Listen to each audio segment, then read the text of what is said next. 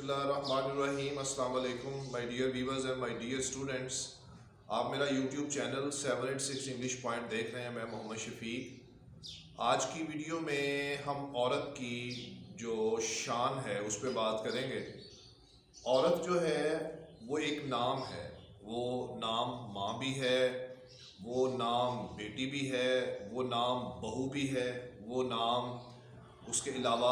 اور بھی بڑے اس کے رولز ہیں۔ جتنے زیادہ اس ذات کو کھولتے جائیں تو اس کے ہمیں بہت سے کردار نظر آتے ہیں۔ اچھا، یہ جو میں نے نام لیے ہیں، ماں، بیٹی، بہو، بہن، یہ سب نام ہی ہیں۔ اب اگر ان ناموں کے اندر جان ڈالنی ہو یا ان ناموں پہ پورا اترنا ہو تو اس کے لیے ایک اسپیسیفک اور سرٹن رول ہے جو اگر خاتون اپنا اگر بیٹی ہے، اگر وہ بہو ہے، اگر وہ ماں ہے تو اس کے ناطے اس کو وہ رول پلے کرنا پڑتا ہے، پھر جا کے اس کو یہ والا ڈیزگنیشن ملتا ہے کہ وہ عورت ہے یا وہ ماں ہے یا وہ بیٹی ہے یا وہ بہو ہے۔ اچھا، یہ وہ رول کون سا رول ہے؟ یہ بڑی دلچسپ بات ہے۔ دیکھیں، یہ عورت چاہے جو بھی رول ادا کر رہی ہو، اس کو پتہ ہوتا ہے کہ اگر وہ بیٹی بننا چاہتی ہے، اگر وہ بہو بننا چاہتی ہے تو اس کے لیے اس نے کیا رول پلے کرنا ہے۔ دیکھیں، پنجابی میں کہتے ہیں کہ پڑھنا تے کڑھنا، ہر نام سے پہلے اس کے اندر جو خصوصیات ہوتی ہیں یا جو اس کی اہمیت ہوتی ہے، جب تک وہ نہ ڈالی جائے تب تک جو ہے وہ کسی نام کو آپ جسٹیفائی نہیں کر سکتے۔ یعنی آپ کہہ لیں کہ عورت کو ایک مخصوص کردار میں ڈھلنے کے لیے کچھ سختیاں، کچھ پریشانیاں، کچھ مصیبتیں، کچھ آزمائشیں، کچھ امتحان جو ہیں وہ دینے پڑتے ہیں، پھر جا کے وہ سسٹر کے، بہو کے، بیٹی کے، بہن کے اور ماں کے رتبے پہ پورا اترتی ہے۔ تو یہ ساری تفصیل جو آپ سے ڈسکس کی عورت کے حوالے سے، ایک پیچیدہ مخلوق ہے، اس میں کوئی شک نہیں ہے۔ اس کا احساس کیا جانا چاہیے، اس کی جتنی بھی زیادہ کیئر کی جا سکے کیئر کی جانی چاہیے، اور اس کو جتنا زیادہ اس کے اصل رول کی طرف لے کے آنے کی ضرورت ہے وہ ہمیں کوشش کرتے رہنا چاہیے، ایز اے میل بھی اور ایز اے معاشرے کے فرد ہونے کے ناطے بھی۔ آج کی اس ویڈیو میں بی اے انگلش پارٹ 1 کی شارٹ سٹوریز کی بک ہے، اس میں سے ایک شارٹ سٹوری ہے ٹیک پٹی، یعنی ترس کھانا یا رحم کھانا۔ اس کے بارے میں جو یہ برنل میلامڈ نے لکھی ہے، اور اس کہانی میں برنل میلامڈ ہمیں ایک ایسی ہی عورت کے بارے میں جو کہ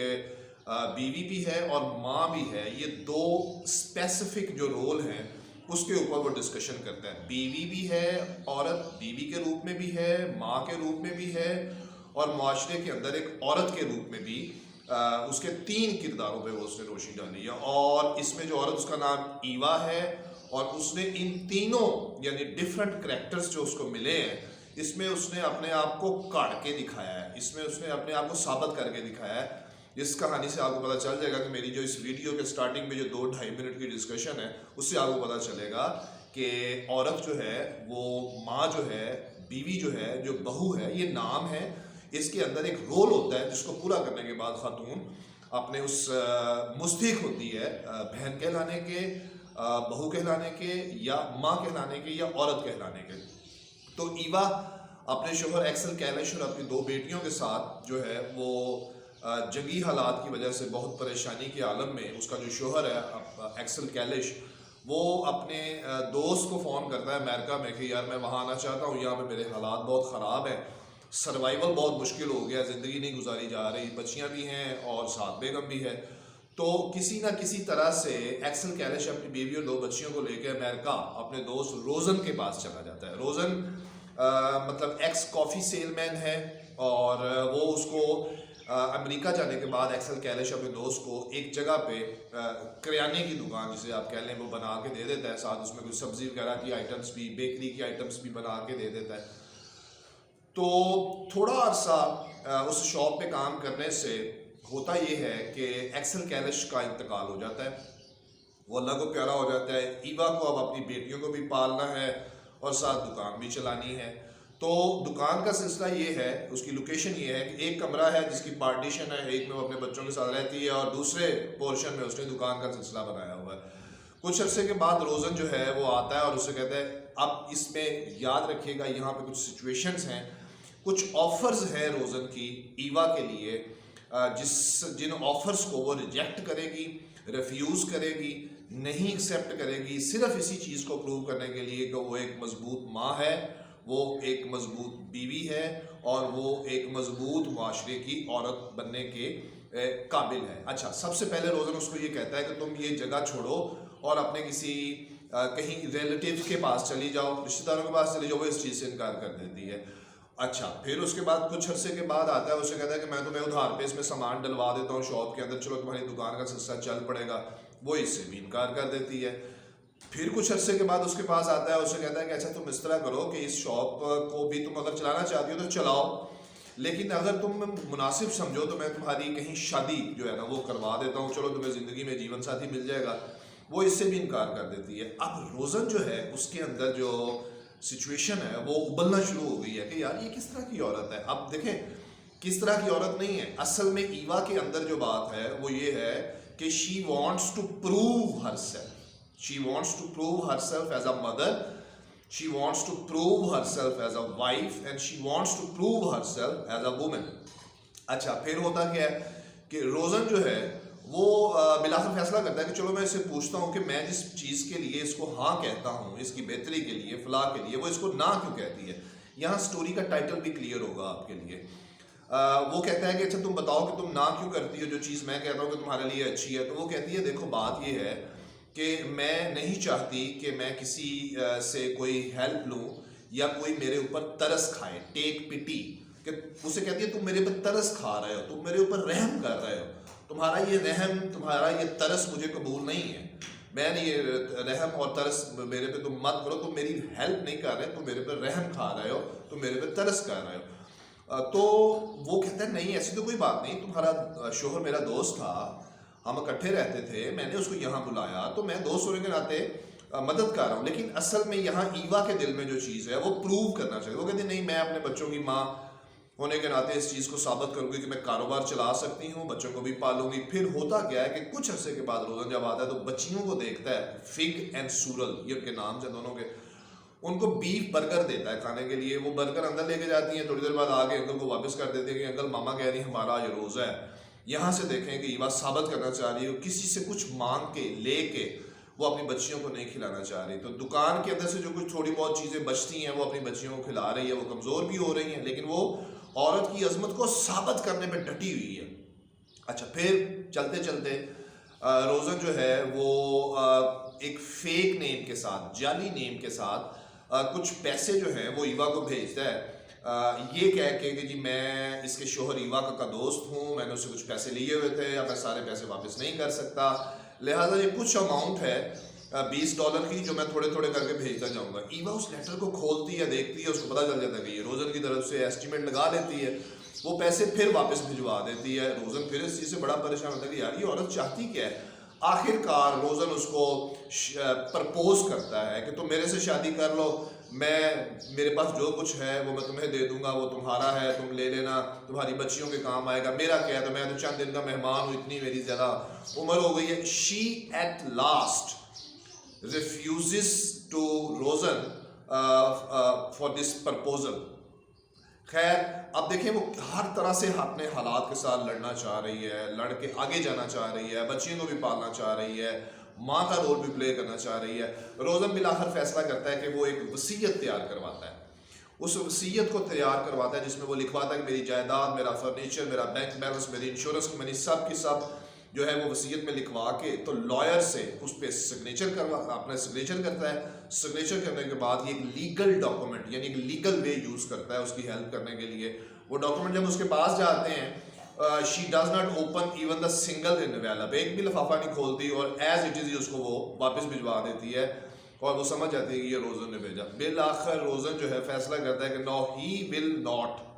try to help Eva in any way, let her go whatever she wants to do it۔ سو ہوتا کیا ہے کہ ایوا جو ہے وہ کچھ عرصے کے بعد کافی پریشان ہو جاتی ہے، معاشرتی حالات کی وجہ سے, کچھ مالی حالات کی وجہ سے, کچھ بزنس کے کرائسس کی وجہ سے, تو اس کو کچھ لوگ تنگ کرتے ہیں. تو ہمیں ایک دم سے سٹوری کے اندر یہ گیپ نظر آتا ہے, اور سٹوری جب دوبارہ ری اوپن ہوتی ہے لاسٹ پہ, جہاں ہمیں یہ بتایا جاتا ہے کہ یہ سٹوری دوبارہ ری اوپن ہو رہی ہے, تو وہاں پہ ایوا جو ہے وہ روزن کے لان میں کھڑی ہے گھر کے, اور روزن جو ہے وہ 2 منزلہ عمارت کے کمرے میں بیٹھا ہوا نیچے کھڑکی سے دیکھتا ہے. تو اس کو یہ تو نہیں محسوس ہوتا کہ وہ ایوا کھڑی ہے, کیونکہ وہ اندھیرے میں تھی. تو